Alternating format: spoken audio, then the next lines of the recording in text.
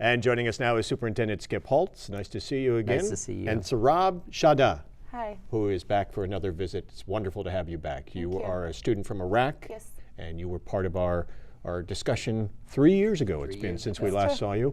Yeah. And it is wonderful to have you all back. Skip, why don't we start with you? 3 years ago, you were really hoping that the international program would take off, that bringing foreign students into your small school would help boost your numbers and expose your students to cultural diversity.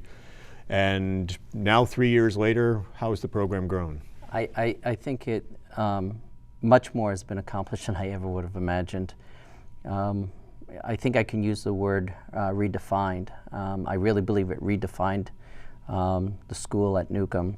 I think it's impacted us academically, socially, culturally, and it even has financial side effects as well on the positive side. So it's been going great. I think 3 years ago we were struggling somewhere in the mid-50s with our population. We have 95 students, which is still obviously very, very small, but still to have 75% growth within the blue line of the Adirondacks means that something positive must be happening. People are bringing their kids to our school. We're seeing growth not only in the international program, but just people are just sending their kids to our school now because of the program. You now receive tuition money for the international students, which is a help for the school. Yes. 3 years ago, I don't even know if I knew the difference between a J1 visa and an F1 visa. It's been a real growth process for our school district and personally for me, knowing the differences of these visas. But the F1 visa is a academic visa, and federal law requires tuition monies to come to the district, and it also allows money to go into the homes. So the big difference now is people who take students are actually getting money as well. And so that's a nice, you don't get rich. It's considered a reimbursement of your expenses. So it's not even an income, but it does reimburse some of your expenses. So the 11 students that you have now, and you're getting 2 more this spring, so 13 international students, they live with host families. They do. We will eventually, we believe, we're moving towards a dorm. We see a day when we would have possibly up to 50 students, both international and urban students. I really do believe there's a lot of kids who want to come up to the Adirondacks, and so we're going to look at a dorm situation. I'm actually meeting with an individual next week. We've talked to people at the USDA for low interest loans through the Department of Agriculture. So yes, so right now they're living in homes. They will always have students living in homes, but we might expand also into an area of having students in dorms. Sarab, you were here 3 years ago. This had to be, I think we talked about this when you joined us the first time, a shock for you, a cultural shock to go from, you grew up near Baghdad, Sadr City, to go from Iraq to a community the size of Newcomb for your 1 year there, for your senior year. What was that experience like? Well, first the city of Newcomb. Yeah, population 425. I mean, it's still hard for me to believe when I talk about it now. I feel like it's an outside experience. Like when I talk about being in a classroom with 6 other students, every time I say I was with 6 other students, people think I'm saying like 60 other students. No, 6 other students, that's all. So I think it's still hard for me to like imagine what that year was like, but I think it was nice. It was a really good experience to come from a large city, like as big as Baghdad, and just like get away from all the chaos and all the commotion, and you come to like a very incredibly small town where people don't have to lock their doors, like their house doors. You can just go and like knock on the door and people are there. And like you walk down the street and people wave hello to you. So of course that's a shock at first because you're thinking, oh, okay, people are very nice, and you don't know why, because it's not the kind of dynamic that occurs in a city life. So at first that was the thing, and also the hardship was like needing transportation a little bit. But then after a while, I think your definition of time changes once you live in Newcomb. So that half an hour drive, like just from Newcomb to Minerva, it's not so bad anymore. Yeah, it's like a 10-minute drive, So you get used to it after a while. Was the isolation though, and in the being there in the heart of winter, hard coming from a city the size of Baghdad to suddenly be that far away from so much and that isolated? Well, at first it is, of course, because you're not just isolated. You're like everything you've grown to be accustomed to when you're growing up it's not there anymore. So it's almost like you're in a camp at first. You feel like, okay, there's no cell service. I need someone else to take me to places if I need to go somewhere. But then you just find other ways, to accommodate. And I think that's the secret of it. If you don't do that, you'll just end up being unhappy throughout the whole year. But once you find reasons, you remember why you're here, and then you just find everything about this community that you just pick out all the things in this community that you can use for your own good. You can use it to make a really good experience. And I think there are a lot of things that you can use. And what were the benefits of attending such a small school? How did it help you develop and grow, and how is it carried on as you're now going to college in Chicago? Well, I think the best experience for me I would say, I think socially, because socially I was seeing this new dynamic. It's a very small community, so everyone knows everyone else, especially in school. So it's almost like really half of them are related to each other, So literally. Yeah, so half of them really are related to each other. So it's nice, and when you sit in a cafeteria, even the physical space, we're all sitting with each other. So really, I think it kind of contradicts with the whole idea of being isolated. Once you're inside the school, there's no isolation because everyone is with everyone else. So I think that's one of the benefits. And another benefit is just when you come from a different culture that's so, especially in the time that I came, was such a politically controversial time.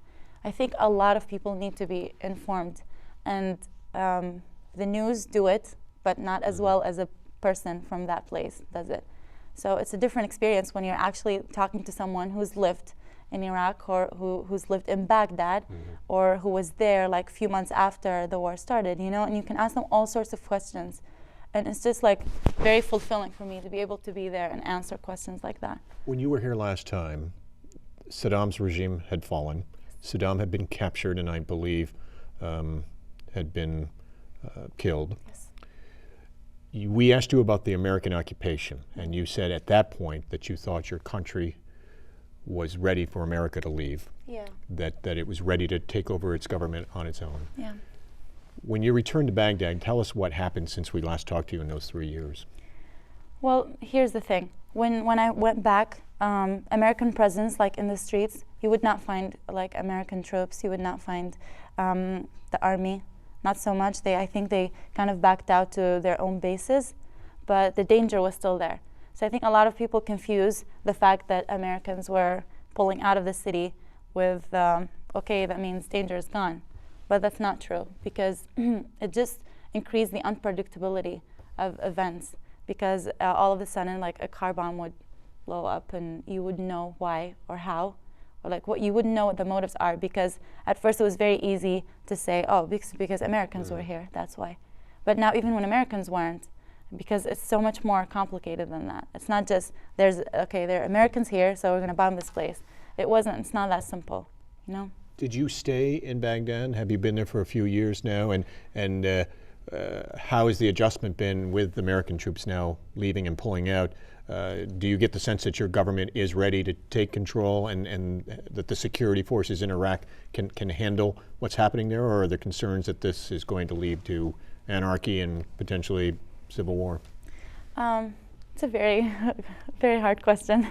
But I think what I'm going to say is what I really think is that under such circumstances, there's no right time.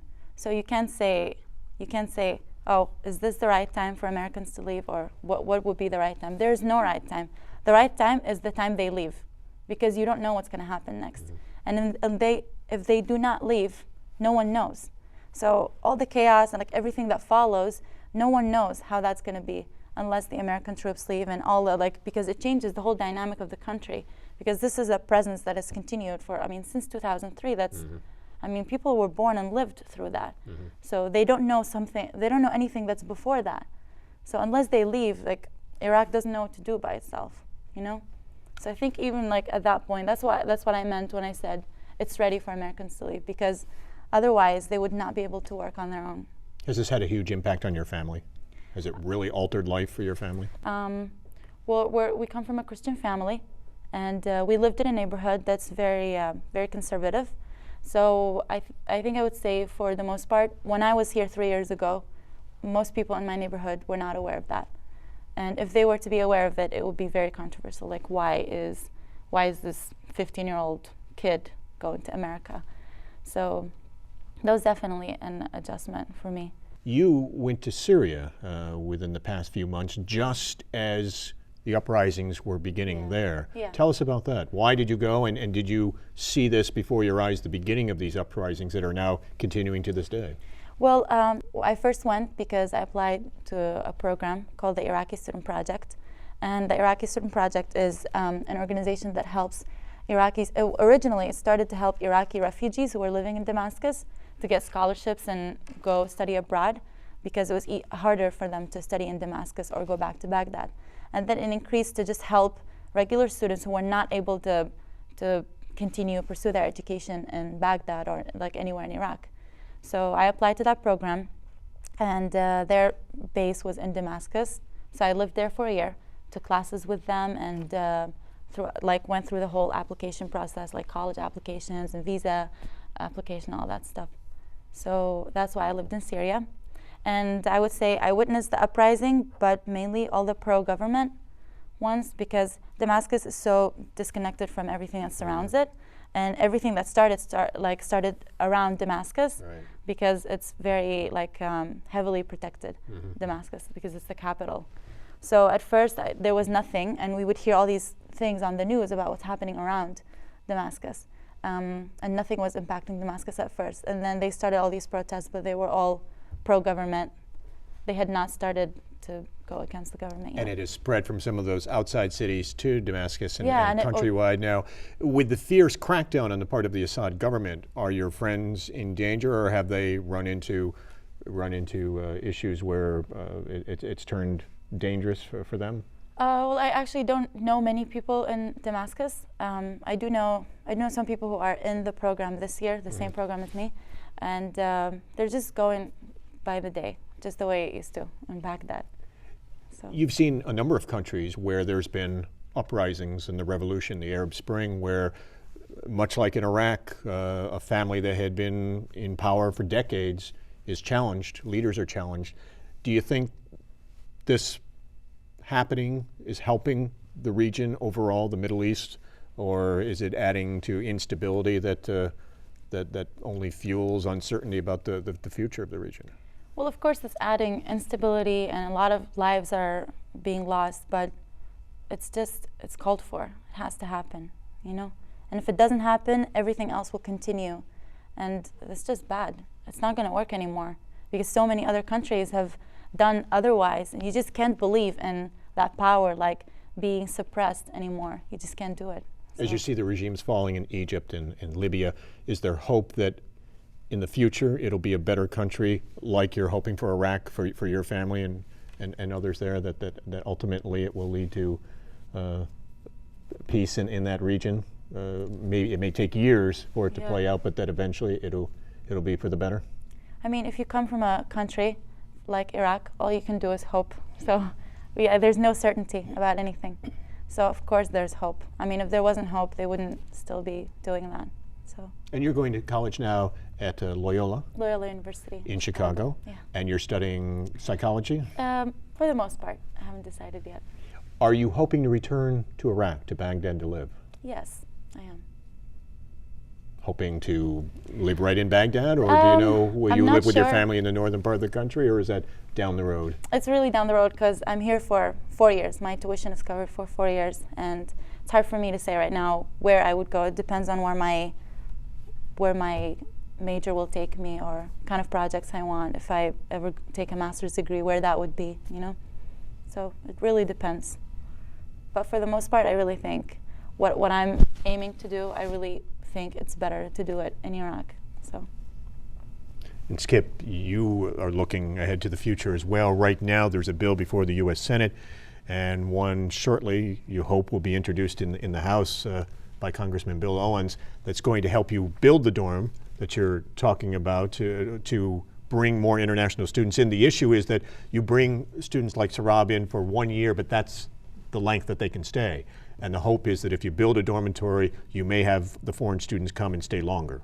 Yeah, the bill right now, our federal government allows students to stay in private schools for more than 1 year, but we do not have that same right. So this bill is actually, has been called a correction to a mistake that was made in 1996. But there's a lot of benefits. If you have a student for more than 1 year, number one, their English gets much stronger. Number two, you get to know the student and are able to teach that student. But also, it's hard on my students. I mean, every year they reach out. Every year in the spring, they have to say goodbye. It is much better now with Facebook and things like that. You can sort of stay connected like never before. But it's still hard. And the idea is if we could have these students stay for multiple years, it's better for the school. Makes my job easier. I mean, this year and every year, I have to look for 10 to 13 students. What's kind of cute is when I was here 3 years ago, I said I didn't even know about F1s. After I found out about F1s, it was like, how do I get F1s? And we worked for a year with 2 agencies, but because of the publicity, you know, we've been in the Wall Street Journal, we've been in the New York Times, we've been on television stations, we've been in just all over. Because of that, we're dealing with 11 agencies now, and they're calling us constantly to take students to such a degree that it's expanding well beyond our school. This, quote, Newcomb experiment that started 5 years ago has grown to something that has proven itself, and because it's proven itself, we have schools throughout New York State and beyond New York State contacting us, and many of them coming to our school to see how this works. And this fall, we hope to have 8 Adirondack schools taking F1 students. Doing the same thing. Yes. How much would you like to grow? If you do get the dorm, how many international students would you like to have per year? I think my heart is not only international, would be urban students. Urban as well. I think my school could go comfortably to 150, 175 students. We're to the place where we are going through growing pains right now. If we went to 150 students, there's things we'll have to do. We actually have a growth committee. Probably not a whole lot of committees like that in the Adirondacks. We're looking at how that growth is impacting our physical space, our teachers, and things like that. So we have a committee formed. We're going to be looking at that, but we are looking to be about 150, 175 students, not just urban, not just international, but we have students coming to stay with relatives, because we are also the only school in New York State that has an agreement with complete dual enrollment, where we'll have students, our class of 2014 will have students graduating with an actual Associate of Arts degree. And would you ever expand it beyond high school age to take in junior high or even younger students? Students, right. Inevitably, could you see the day where a student could come and spend their entire K through 12 years with you? I don't ever see K, but middle school, I can see middle school. Right now we have a policy that states 9th through 12th. We have had 9th graders. I kind of like the idea of maybe someday expanding to 7th and 8th graders living in homes. Probably too young for the dorm setting, but they would stay with host families like they're doing now. Stay in host families, and then from that point maybe expanding into the dorms. I do see that, and I know for the typical American, it's like, no, a 7th grader? I mean, no, they can't leave their family, but they do. They go all over the world. So to provide a great safe haven, and I think that's one of the things that Newcomb does provide, is it's like the best way to describe Newcomb is just a big family. Do you ever worry that it gets to the point where too many foreign and urban students could have a negative impact on the local students, on the students from Newcomb. That you know, the school is too small, or it strains the resources too much, or does it bring in the money that you need to provide them with a quality education in this small rural setting? I'm not worried about quality of education. I think I'm more worried about culture, because Newcomb has such an unusual culture. Right now, if we have a student who, let's use the word troubled, you know, whether it's academically troubled or whether socially troubled, and we have had a number of them come to our school. We have such an environment that it just sort of drops away from them. You know, they have a tendency to come in rough, and you know, I'm not going to be a part of this, and they so soften, they become a part of a culture, and this has happened time and time again. Now, can the same thing happen if we're 150, 175 students? Time will tell. I think I have the staff that makes that possible. I think it's just the culture of our school is very warm, very accepting. I think my teachers are such that I think even at 150, 175, again, time will tell, but I really do believe we can't change our culture. It is who we are. I won't allow it to change. And if we have to get back to 50 students, I would do that before getting to a place where we're like other traditional schools, forcing people into a box and making certain things occur certain ways. Right now, students are individuals. We deal with them individually, and we do what we think is best for them. If you didn't have these students coming in, what would be the state of your school, just with your own population? It would be consolidated by now, absolutely. In fact, our numbers are mind-boggling. If you go into one of our high school classes and you would say, how many of you have been here 6 years? One of my classes, I asked the other day, and there was one student here 6 years ago, and the classroom was full. So without that occurring, there is no way. I think last time I had done an actual count, I think we would have had somewhere about 33 people. And we hear so much about consolidation. Governor Cuomo, again in his State of the State just a week ago, talking about school districts doing more consolidation. For people that don't know your school, don't know how isolated you are from other communities, if they say, well, why haven't you merged with Minerva or Long Lake by now, and say that should be done, what do you say to them? I tell them I think there's a very valid place for consolidation of services, and we are very diligent in that area. Combining for sports. Well, if you can combine for sports, people have said, why can't you just combine, period? What you've done, you've combined sports with Minerva Central School. Absolutely. But there's a difference between sports and a school. So, today, we canceled our sports practices. That's done on a regular basis. We canceled yesterday. Well, you can't keep on canceling school. You can cancel sports practices.